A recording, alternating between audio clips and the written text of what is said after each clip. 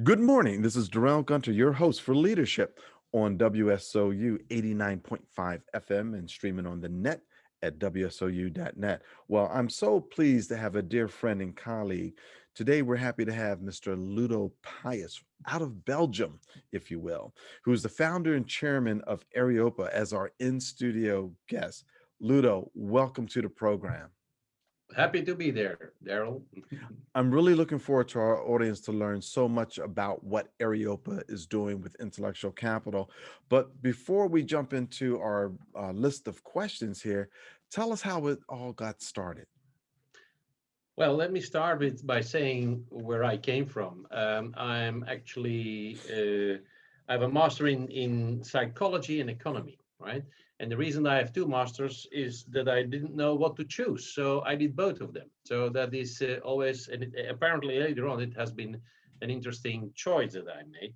First job that I ever did was General Motors. I was going to teach managers how to be good leaders without being a leader myself. So I said, well, that's interesting. You can teach the people even if you don't know how to do it yourself. Later on, I learned that there are three categories of people where I always said, if you can't do it, teach it. And if you can't teach it, write a book about it. So, and that is something that I always stayed with me and that experience. From General Motors, I went to Hewlett Packard, HP. I was there first in Belgium, responsible for training and development of a sales unit of Hewlett Packard with 400 people there, most of them sales reps and system engineers. Learned the technology business, but I was then responsible for organizational development. That was the era where everybody was talking about changing organizations to process-driven organizations and stuff like that. And then I was appointed 3 years later to do that same work on European level. And then after 3 years, I was doing that on worldwide level from Silicon Valley. So I had my office in Silicon Valley, was the vice president organization development at that time, reporting to John Young. So it's a long time ago. And it was a very interesting experience, especially when that time Bill and Dave were still alive and they were still running around in the corridors where I had my office. Those guys learned me a lot about what kind of culture you should create in an organization in order to make it flourishing and be big in terms of knowledge driven. It's a pity when I saw my HP guys and experiences and companies going to hell due to the mismanagement of mergers and acquisitions, like 75 other percent of the M&As who are going wrong. Well, HP bought Compaq, and of course, you know what happened. The guys, the sales reps shooting out of the hips, then matching that with engineers who wanted to develop the last new thing that could be used.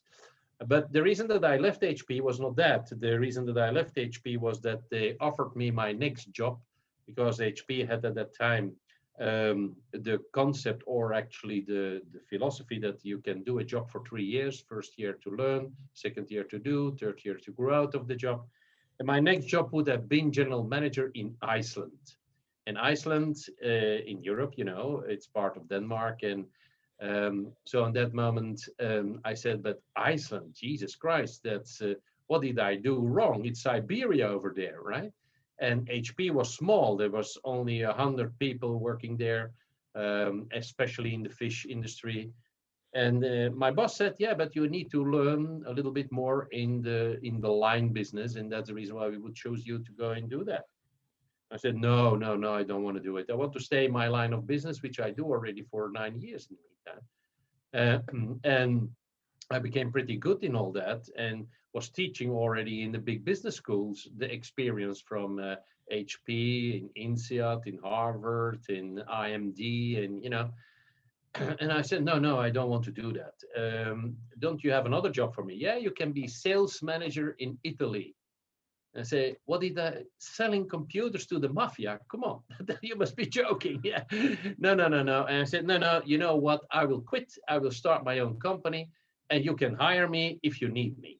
Right. So that was a decision that I took without thinking very well, because I thought at that time naively when I have the background of HP under my belt, that the people would be queuing in front of my door to ask for consultancy services and stuff like that. It didn't happen. That was the first lesson of entrepreneurship that you have to get.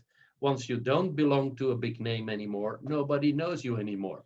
And when I went back to Belgium, yeah, I didn't even know my neighbors because I was gone there for a very long time. So I had to start from scratch. And the second experience I had was when I finally found a potential customer, then I wrote down my position plan that I had with HP. And then I said, but how much should I ask the guy for my consultancy services? And I wrote down 10% of what I earned with Hewlett Packard. And the guy said, are you crazy? We are not going to pay for that. And there I learned another important thing is that I always said, well, I was the product myself. Yeah, all my knowledge I had was tacit. It means it's in my head. It doesn't belong to somebody else. So I could never sell that knowledge for a lot of money. I had to go back. And so I said, I'm going to write everything down that I know. At that time, it was from change management, of course. Um, and we had a very good programs that we developed at that time in HP for doing that. And I said, well, I'm going to write it down, and then I teach others, and then we can sell them cheaper, right? So, and that was what I did. And there, it was 1987 at the time. That's when our Areopa started. And we started, of course, with this kind of exercises, implementations of large change management projects. That's what the first thing I ever did. And I learned something else in HP. And the thing that I learned there was you see that so many, Six Sigma and all these kind of change projects and programs they are all teaching managers and consultants the models, the methodologies and tools. But I learned something. If you don't talk money, nobody listens to you. Because I always try to analyze. If I teach a manager in HP at that time a model, after a week, he forgot it already what it was. But he didn't forget what the most important part was: more revenue, less costs. Yeah, and money is always there. And if you are not able to base all your things that you do on saving costs or creating more value, it will never fly, right? So in that sense, that was the first part of Areopa. That was 1987. So at that time, went very fast. After 3 years' time, we were already more than 200 people. We went to even Southeast Asia, which was a very big jump. We went not to there where everybody went, to Singapore and Hong Kong, where I knew quite a lot of people. But what I also did was I chose to go to Thailand. And then everybody says, yeah, but you choose Thailand because the ladies are nice there and the food is good and that kind of stuff. But what the most of the people didn't know is that the CIA books that exist on the internet make analysis from all the countries. And I found out that the Southeast Asian country, Thailand, 80% of their economy was in the hands of 40 families. So I went to our ambassador over there and I asked him, can you do me a favor? Yeah, they have to. The Belgian ambassadors have to help business people. And I said, you have to invite all the tycoons of those 40 families, 2 by 2 in the residence. I will pay the dinner. And in 40 dinners, I made the total Thai economy, which we did. And still today, I know all the guys. And of course, that gives you open doors. And that is incredible, this kind of strategy. It only works if there are only 40 families. In many countries, yeah, are many more where the economy turns on. Anyway, so that was all nice. An interesting part, and that goes to our topic of today. 1997, a friend of mine said, hey, Ludo, do you want to do me a favor? I'm looking for candidates to do an IPO on the London Stock Exchange. And you guys have a knowledge company. Do you want to do an IPO on the London Stock Exchange? No, I don't want to do an IPO. We don't need it. Why should we? Well, yeah, but he said, you have to do me a favor because my boss, he was a banker, yeah, investment banker. My boss, he always asked me to bring leads. And if you come there and I can say that you're a lead from me, then I can tick the box and then he is happy. And I say, what's in it for me? And that is then, of course, being in Belgium. He promised me a good beer. And of course, I went there for an hour talk and chat with the analyst. But it turned out to be a little bit more than just a chat. Because when I was sitting there and I was explaining the, the analysis, there were three analysts sitting there, and they were asking all the traditional questions, the financial questions, return on investment, return on capital, whatever, all this kind of stuff, balance sheets and things. And suddenly, I don't know how it came, but I remembered my courses at university when they were teaching accounting. And accounting at that time was based on manufacturing companies, basic goods in a warehouse, machine parks, finished goods in a warehouse again, right? And costs out of the past. That were the drivers. And then I said, well, that's pretty strange because what I am looking in here, if we talk about the knowledge economy, what we need to do is to look at the present and the future because the past has no value. Because if I had in the past some knowledge that I don't use today anymore, in classical accounting, it will be activated to costs that are still on the balance sheet and are there as a value. And I always said, and what is then the big lie? Who is lying here? Because every manager that I ever met in my life always said to me, Ludo, my most important asset are my people. And how are they on the balance sheet? As costs. And I say, hey, you're talking about value. Where is it then? So anyway, I went into big discussions with those guys. And I said, listen, the measure systems that you guys have are wrong. You're going to measure companies in the wrong way. Yeah, and it's like having those little jigsaws for the little kids, you know, where you have to put the pieces into a hole. Yeah, they were the classical accounting is trying to put the wrong piece in the wrong hole, and they always hammer on it until it's in there. So of course it's damaged. And then I thought by myself, how can they be so stupid, right? So I went back to our organization next day after we had the beer that evening, of course. And we, of course, we didn't do the IPO, and I was proven right at that time. Remember what happened in 99, 2000, that switch there when the dot-com bubble exploded, because they were measured with the wrong tools. I predicted that, but you know, we were too small in that arena to do something. And then on a certain moment, we said, yeah, but that's a little bit strange, isn't it? That people are trying to do that, and it doesn't work. And they never measure the real intangible assets of the knowledge economy. Take on top of that what we see today in the business, in the world, in the economical environment.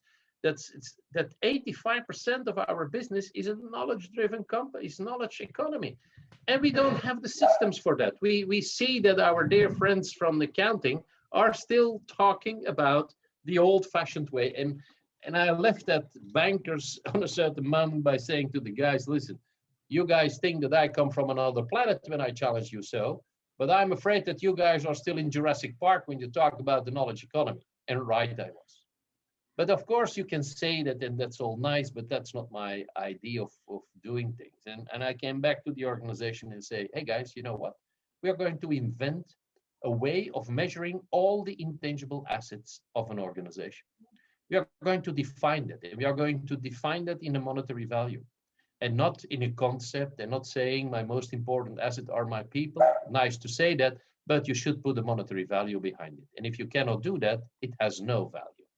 So in that sense, what I did is with the guys there in our product development center, is that we started to come up with, we put a lot of energy in that to identify what we call the added value creating phenomena of organizations, by which we were able, based on econometrics, to measure all the intangible assets of an organization. And let me explain shortly what it is. What's an added value creating phenomena? Remember, I said in a knowledge economy, it is only valid what you have today, what you have in the future, right? What you had in the past, it's not of importance anymore. In a knowledge company, remember, if I would be making CD-ROMs, yeah, the knowledge of making that today has no value anymore, right? Or when I would create fax machines, yeah, that knowledge on how to do that has no value anymore now. So what we did is an added value creating phenomena is something that you do to add, like the word it says, to add value to your organization now and in the future. That are the two elements that counts. For example, if I recruit a person, I try to add value to my organization. I have a new customer, I have a new partner, I have a new IT system, I have a new structure, I have a new whatever, right? Everything that you say I have new or I'm going to have new in the future, that is what we call added value creating phenomena. So, And Ludo, yes, ladies and gentlemen, we are here with Mr. Ludo Pyis, the founder and chairman of Areopa, as our in-studio guest. We're talking about Areopa's mission of intellectual capital. So, what is Areopa's mission, Ludo? well, based on that experience that I was just explaining, and creating those concepts of how to go and measure the intangible assets of an organization, we said that should be the basis of a new vision of accounting and measuring intangible assets in the monetary value. Because we were able, by those added value creating phenomena with all the variables and parameters, by defining present and future value of a company, tacit explicit. And tacit explicit is in the head of the people, that runs away, doesn't belong to the company. Only when you capture it, store it, make it reusable, it belongs also to the company. Yeah, and on that moment, you can do that. You can say, I recruit a person, what's the value of that? And if you do all the variables and parameters, and there is a financial element in it, your output is a financial figure. Now, at that time when we were doing that, we had no mission in that era because we just were saying, let's define how we are going to measure it. It only came later when we not only developed the measure system, but also the accounting system, which is a complete new accounting, which is consolidatable with classical accounting and accepted by the EAS standards, yeah, the International Accounting Standards. Now, on that moment, we had that. And then we said, well, now we can go to the customer and everybody wants to have it. No way. Nobody wants to have a second accounting, right? So in that sense, what we said, no, we have to make the mission a little bit different. And what we then said is, we want to change the way of financial thinking on a worldwide basis. Because it doesn't work that we are just going to say to an accountant that he's wrong and that he should do it differently. He will do it the old-fashioned way, right? He's trained like that. He's controlled like that. The auditors work like that. So we said we have to change the total world. And the mission today of Areopa is a big one. Yeah, we are saying that we want to change the financial world thinking on the way you have to deal with intangible assets. And I think we are on a good way to do that. And Yeah. so that is that is a very large task. What are some of the key next steps that Areopa is taking to influence the accounting standards on a global basis? Well, influencing the accounting standards is the easiest part because, like I said already, we changed with our way of thinking added value creating phenomena. So it's not activating costs anymore. It has nothing to do with cost because we say intellectual capital is added value minus the costs. Yeah. So you can reduce cost and increase your value. That's also a way of doing. But that's not enough. I mean, if you say, for example, that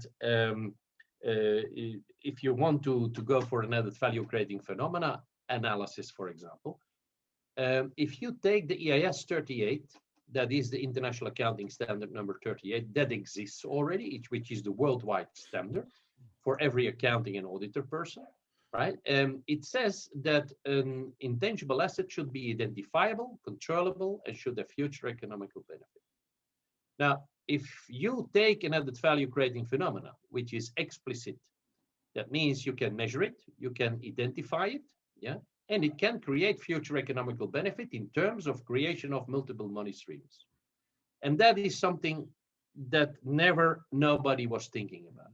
So in that sense, we are not so worried about, and we went to the ES board in London, and we, in 2004, and in 2008, they accepted our way of thinking. So that is already okay. But the big problem is we can be right, yeah, but the rest of the world, you know that in Canada, for example, we were talking to some people yesterday in Canada. there are 220,000 accountants and auditors. There are more than 200,000 students doing studies for becoming a CPA. Yeah. Now, how do you change all those people's way of thinking? Yeah. And that is an incredible big challenge. Now, what we did is we went to, not by saying we are going to train those people, because that will not work. You have to change the environment. You have to do the carrot and the stick. And who would be the guys who have to deal with that are investors. Investors in companies, they are key in this story. Because if they say, if you want to use my money, I want to make sure that you guys, as a fund manager, are going to use my money correctly and that I can yield some profit on it, and not that you go and gamble with my money because you don't understand what the intangibles are. Remember, 85% of our economy are knowledge companies. So that's what we do. And we reach out to that investment world with two ways, where we are using or changing actually the investment process of funds, especially funds who have the name innovation in their mission statement, or active funds or things like that. That are the ones that we first approach. And I must say that that works pretty well, where we then do for the companies high level estimations, innovation, due diligence. And if then we can see what's under the hood, and on that moment we can say that company is valid to invest in. If we then invest in, then we even put a knowledge manager inside who will follow the use of the money so that the value is really created and multiple money streams are created. That's So, one way. That's so, can I finish, Darrell, because that's equity.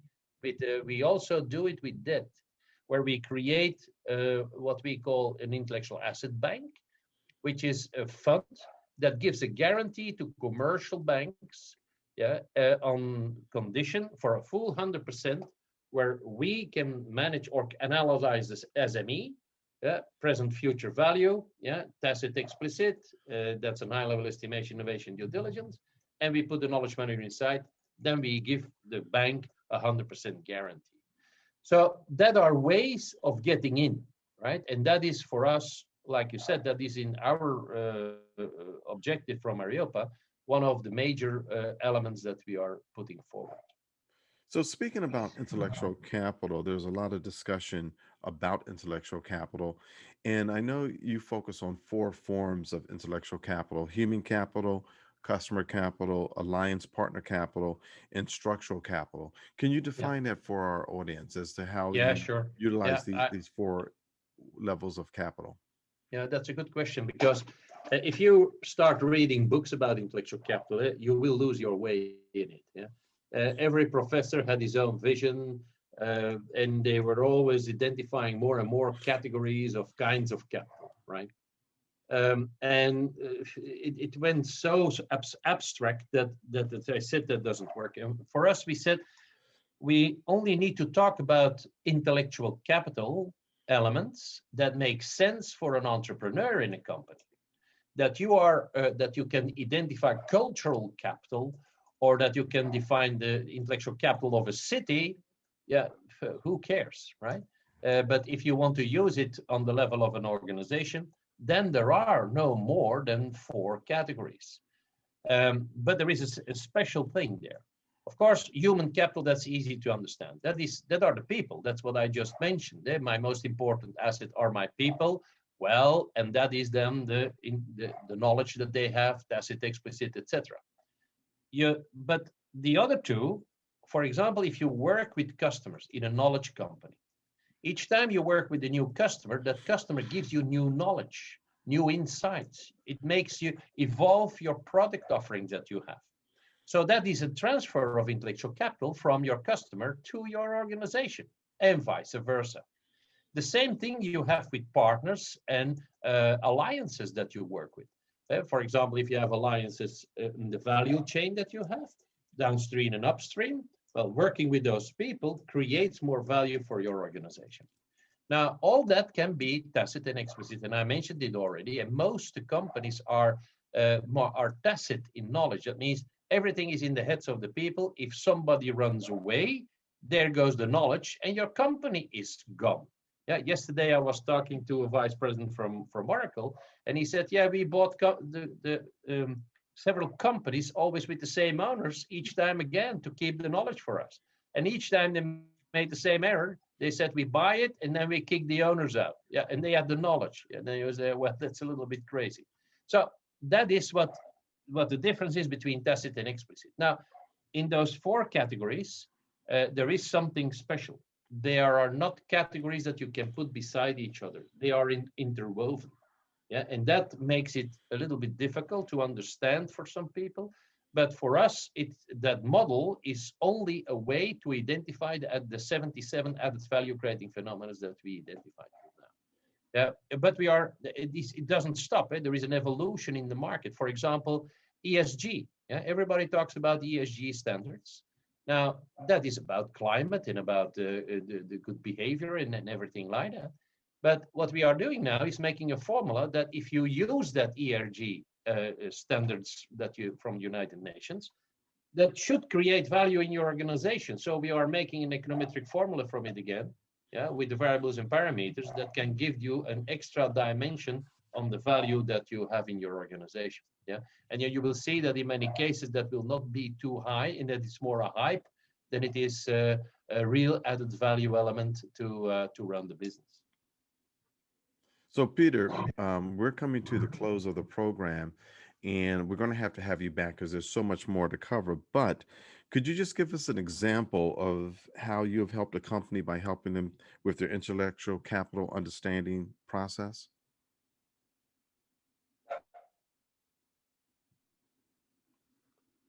Ludo? Ah, um, uh, that Peter, I thought that you asked Peter. Yeah, no, Oh, no, I'm you're sorry. asking me. I'm sorry. I meant to say Ludo. Okay, okay, okay, okay, okay. Can you repeat, please? Absolutely. Can you give us an example of how you've helped the company by helping through the intellectual capital understanding process? Yeah, well, let me give an example, one that we did very recently. Of course, with those added value creating phenomena that we have in all those measure systems, it is a very important a thing that we need to put on the table. Putting in all those measure systems, there are 920 of them. That's a very, very complex thing. So we came up with a concept that we called a high-level estimation. And an high-level estimation is something that is based on the same formulas and criteria and parameters and variables, but it are questions, it are not measures. And based on the questions that we ask, we have so much big data that we can compare those questions with the growth phases of an organization, kind of organization structures that they have, kind of industry in which they are, yeah, and we can then make an estimation, like the word it says, from the present and future value, tacit and explicit. Now that makes it easy because this is something that you can do in a week time. Yeah, it's interviewing, collecting data, collecting documents, and there we go, and we can make a report. Now, recently we had a company who was reaching out to us and saying, voila, we are a biotech company, and we want to go for a joint venture with an American PPP organization. But we have a series of patents, and a patent is, in our definition, the most tangible of the intangibles. But if you really look into the total concept of intellectual capital, if intellectual capital of your organization is 100, then a patent is maybe not even 1% of that. Yeah, so a lot of companies, they think that the patent is the most important. Now, they had also a series of patents. So they are going to set up a joint venture in the beginning with an American organization. And they have to put in the joint venture the levels of shares, yeah, and who contributes most of it, right? So they asked us to do an high-level estimation, yeah, where we could identify exactly where their assets are, and we can transfer them into a value, right? A financial value. Now, on that moment, if you go and sit together with the other party, you can then put on the table, look, we have here a value of 120 million, yeah? and you guys have how much, and they don't have it yet. So that means that on that moment, we can go and do it also. And based on those two inputs, we can have a fair split of shares within a joint venture. That's an example that we had last week. Yeah. Well, Ludo, we're going to have you come back on the program because there's so much more to talk about. Ladies and gentlemen, we are here with Mr. Ludo Pyis, the founder and chairman of Areopa, and we're talking about intellectual capital. So we're going to have you come back, but I want to thank you for coming on the program. With pleasure. All right. Thank you. Okay. Ladies and gentlemen, that wraps it up this week on Leadership with Darrell W. Gunter on WSOU 89.5 FM, Seton Hall University, streaming on the net. Remember, we want you to have a great weekend, but remember, leadership begins with you. WSOU 89.5 FM.